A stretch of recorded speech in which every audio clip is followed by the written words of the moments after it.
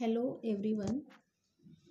Previous video में हम लोग देखे inclusion in education a human right को सुनिश्चित करने के लिए अंतर्राष्ट्रीय स्तर पर लाए गए कानूनों और नीतियों के बारे में डिस्कस किए। आज हम लोग इसे भारतीय परिप्रेक्ष्य में डिस्कस करेंगे। तो चलिए सबसे पहले देखते हैं कॉन्स्टिट्यूशनल प्रोविज़न, संवैधानिक प्रावधान। In India the constitution states that everyone has the right to equality of status and opportunity. It ensures for all its citizens equality before law, non-discrimination and the right to life and liberty. देखते हैं, चलिए भारतीय संविधान में सभी को स्थिति और अवसर की समानता का अधिकार दिया गया है। यह कानून के समक्ष गैर भेदभाव, जीवन और स्वतंत्रता का अधिकार और नागरिकों की समानता सुनिश्चित करता है। इसके लिए हमारे संविधान में विभिन्न प्रकार के प्रावधान किए गए हैं। तो इसमें हम लोग चलिए फर्स्ट देखते हैं आर्टिकल 14 में किन बातों को कहा गया है। Article 14 of the constitution of India provides for equality before the law और equal protection of the laws within the territory of India. It states the state shall not deny to any person equality before the law or the equal protection of the laws within the territory of India.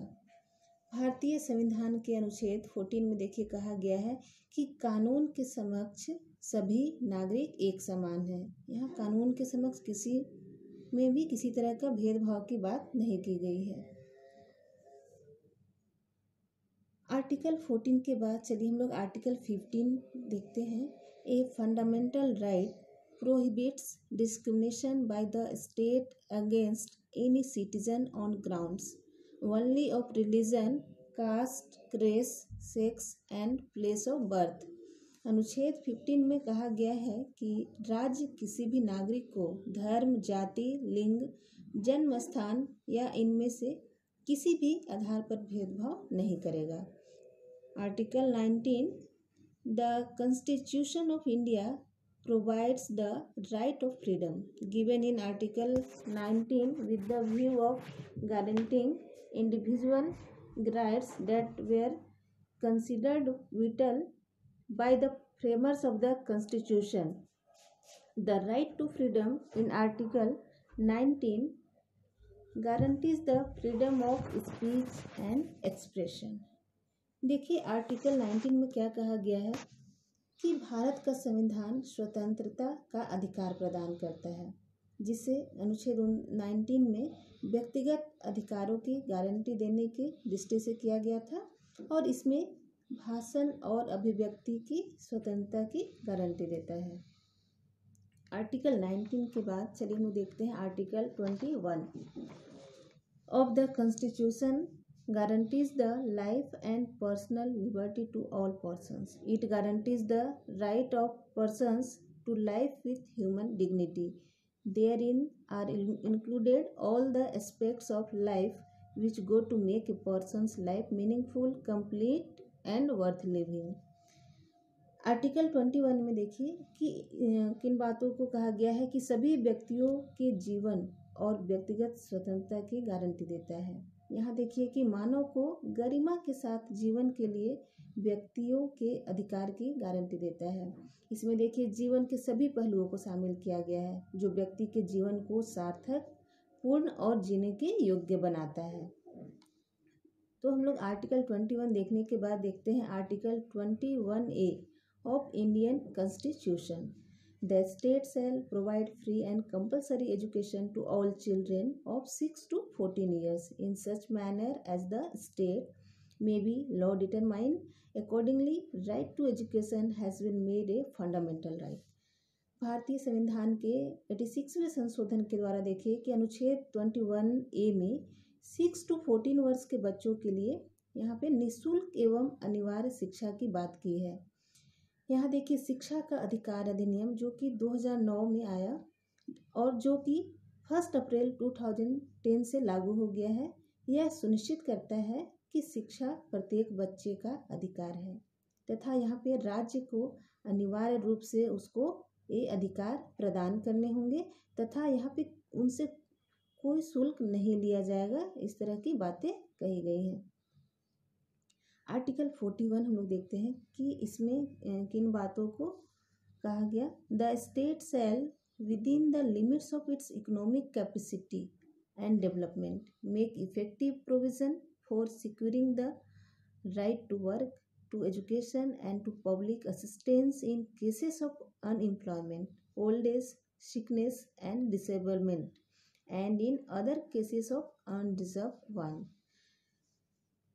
राज्य अनुच्छेद 14 में राज्य अपनी आर्थिक क्षमता और विकास की सीमाओं के भीतर काम पाने, शिक्षा पाने, बेकारी, बुढ़ापा, बीमारी और निःशक्तता तथा अन्य अभाव की दशाओं में लोक सहायता प्राप्त करने का प्रभावी उपबंध करेगा।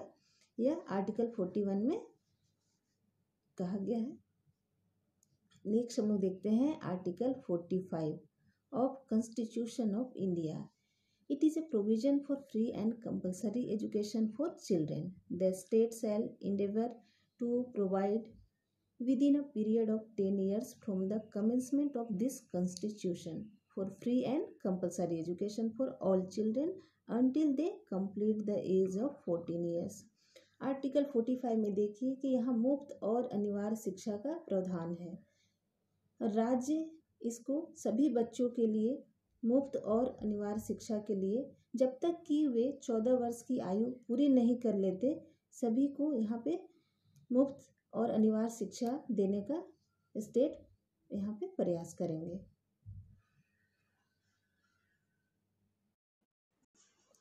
संवैधानिक प्रावधानों को देखने के बाद हम विभिन्न रिकमेंडेशन, एक्ट एंड पॉलिसी के बारे में डिस्कस करेंगे। उसमें हम लोग स्टार्ट करते हैं Kothari commission 1964 to 66। Officially, the Kothari Commission first addressed the issues of access and participation by all।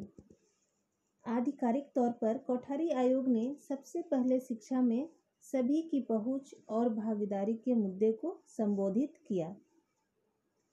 It stressed a common school system open to all children, irrespective of caste, creed, community, religion, economic condition and social status।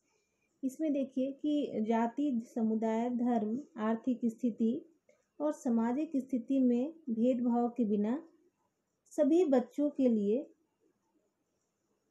एक समान school प्रणाली पर जोर दिया। Each district should have at least one school for disability। प्रत्येक जिले में विकलांगता के लिए कम से कम एक स्कूल अवश्य स्थापित किए जाएं। More number of primary to reach the goal of providing free and compulsory education to children of 6 to 14 years। 6 से 14 वर्ष के बच्चों को मुफ्त और अनिवार्य शिक्षा प्रदान करने के लक्ष्य तक पहुंचने के लिए अधिक तेजी से प्राथमिक स्कूल खोले जाने तथा अपव्यय एवं अवरोधन की समस्या को रोकने का सुझाव दिया गया। इसके लिए देखिए कि इस लक्ष्य को प्राप्त करने के लिए सभी बच्चों को 1 किलोमीटर की दूरी के अंदर प्राथमिक व 3 किलोमीटर की दूरी के अंदर उच्च प्राथमिक स्कूल उपलब्ध कराए जाएं तथा जो बच्चे प्राथमिक शिक्षा के बाद पढ़ने की स्थिति में नहीं हैं उन्हें किसी हस्तकार में निपुण बनाए जाने की आवश्यकता है। लास्ट हम लोग देखते हैं to provide a scholarship to students. इसमें छात्रों को छात्रवृत्ति देने की बात कही गई। इसमें जो गिफ्टेड बच्चे हैं, टैलेंटेड बच्चे हैं, उन सभी को भी विदेशों में अध्ययन के लिए छात्रवृत्ति दी जाए, इन बातों को भी रखा गया। कोठारी कमीशन देखने के बाद चलिए हम लोग देखते हैं नेशनल पॉलिसी ऑन एजुकेशन 1968। शिक्षा आयोग की सिफारिश के आधार पर 1968 में राष्ट्रीय शिक्षा नीति ने शारीरिक और मानसिक रूप से विकलांग बच्चों के लिए शैक्षिक सुविधाओं के विस्तार और सुझाव दिया कि एकीकृत कार्यक्रमों का विकास विकलांग बच्चों को नियमित स्कूलों में पढ़ने के लिए सक्षम बनाता है। इसमें हम लोग नेशनल पॉलिसी ऑन एजुकेशन में हम लोग मेन पॉइंट्स देखते हैं कि किन किन पॉइंट्स पे इसको लाया गया है। Free and compulsory primary education, मुफ्त और अनिवार्य प्राथमिक शिक्षा। आर्टिकल 45 के अनुसार 6 to 14 वर्ष की आयु के सभी बालकों के लिए यहाँ पे निःशुल्क एवं अनिवार्य प्राथमिक शिक्षा की व्यवस्था की जाएगी। इसमें देखिए उपयुक्त कार्यक्रम निर्धारित करने की बात कही गई जिससे विद्यालयों में अपव्यय और अवरोधन की स्थिति समाप्त हो सके तथा यहाँ पे सभी छात्र सफलतापूर्वक निर्धारित पाठ्यक्रम समाप्त करके ही विद्यालय से निकले। तो यहाँ पे अपव्यय और अवरोधन को दूर करने का प्रयास किया गया। नेक्स्ट पॉइंट्स देखते हैं। Emphasis on equality of educational opportunities, शैक्षिक अवसरों की समानता पर जोर दिया गया कि सभी बच्चे, जैसे हम बात कर रहे हैं कि लिंग, जाति, धर्म, स्थान, इन सभी के आधार पर बिना भेदभाव किए सभी को समान अवसर प्रदान करने की शिक्षा में बात की गई। सामाजिक संशक्ति और राष्ट्रीय एकीकरण का भाव बढ़ाने के लिए समान विद्यालयी प्रणाली अपनाई जाएगी। बालिकाओं की शिक्षा पर भी जोर देने की बात कही गई और इस तरह से एनपीए में इन सभी पॉइंट्स पे फोकस किया गया।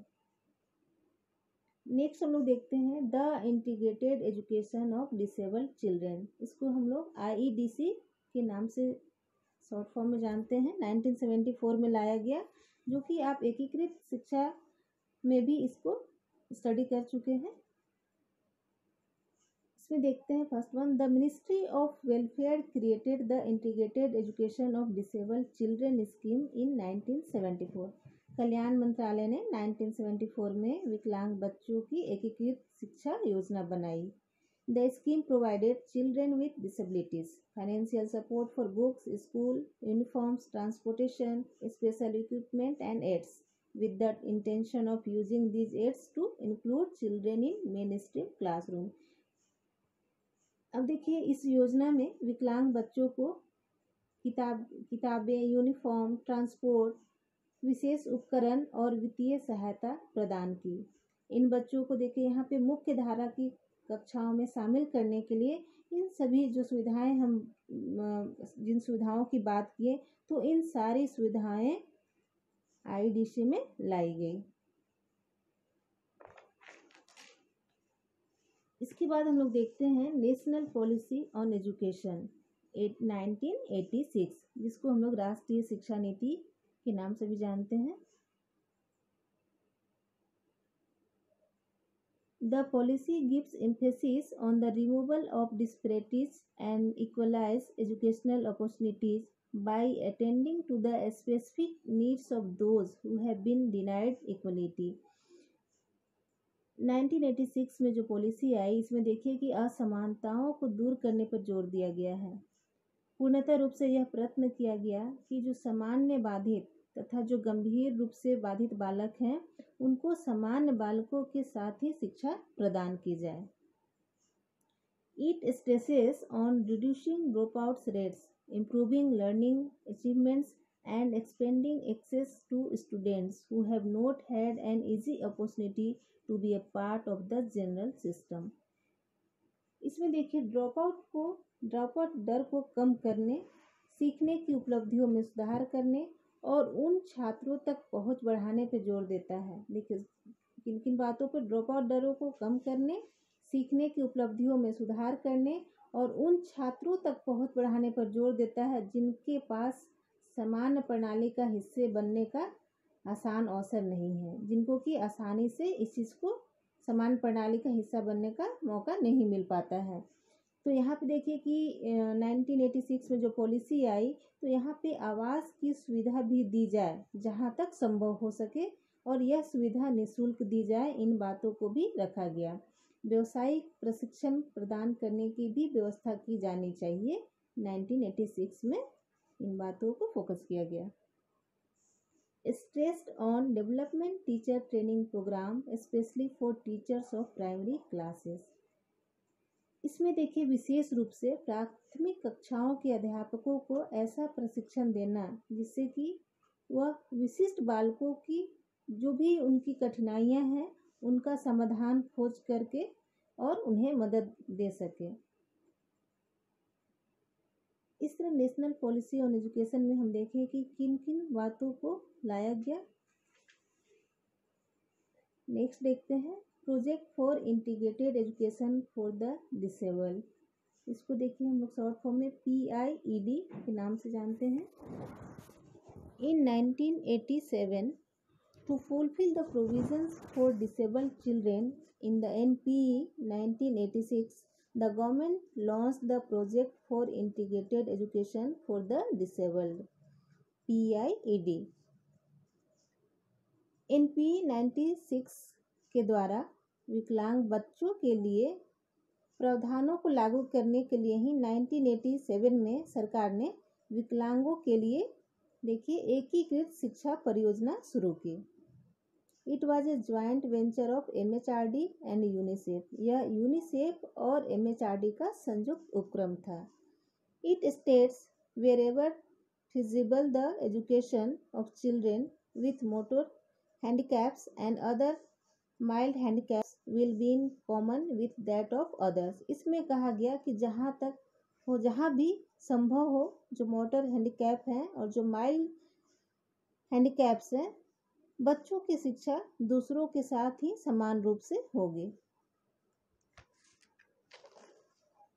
इसके बाद देखिए कि प्लान ऑफ एक्शन, इसको POA भी बोलते हैं, 1992 में लाया गया। The NPE was followed by POA 1992। NPE यहाँ देखिए 1986 के बाद शिक्षा में सुधारों के लिए प्लान ऑफ एक्शन 1992 लाया गया।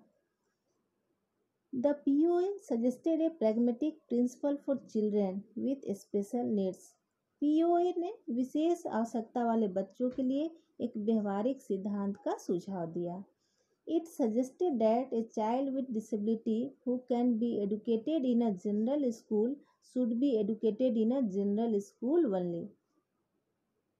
इसमें देखिए सुझाव दिया गया प्लान ऑफ एक्शन में कि विकलांगता से ग्रस्त एक बच्चा जो कि समान स्कूल में शिक्षित हो सकता है उसे एक समान स्कूल में ही शिक्षा दी जानी चाहिए। Even though children who are initially admitted to special schools for training in plus curriculum skills should be transferred to general schools once they acquire daily living skills, communication skills and basic academic skills. अब देखिए यहाँ इसमें बताया गया कि यहाँ तक कि उन बच्चों को जो कि शुरू में विशेष पाठ्यक्रम में प्रशिक्षण के लिए स्पेशल स्कूल में जो भर्ती कराया जाता है वहाँ एडमिशन होने के बाद देखिए वहाँ उन्हें जो दैनिक जीवन कौशल, संचार कौशल और जो बुनियादी शैक्षणिक कौशल है उन सभी को प्राप्त करने के बाद वो बच्चे समान स्कूलों में स्थानांतरित किया जाना चाहिए। शिक्षकों के प्रशिक्षण हेतु भी जिला स्तर पर देखिए कि डाइट की स्थापना की गई, कि सभी जिला पर डाइट की स्थापना की गई प्लान ऑफ एक्शन में। स्पेशल क्लासेस के लिए जो भी स्पेशल क्लासेस के लिए यहाँ पे देखिए ट्रेन टीचर रेजिमेंट का प्रावधान भी किया गया ताकि शिक्षा के स्तर में सुधार लाया जा सके।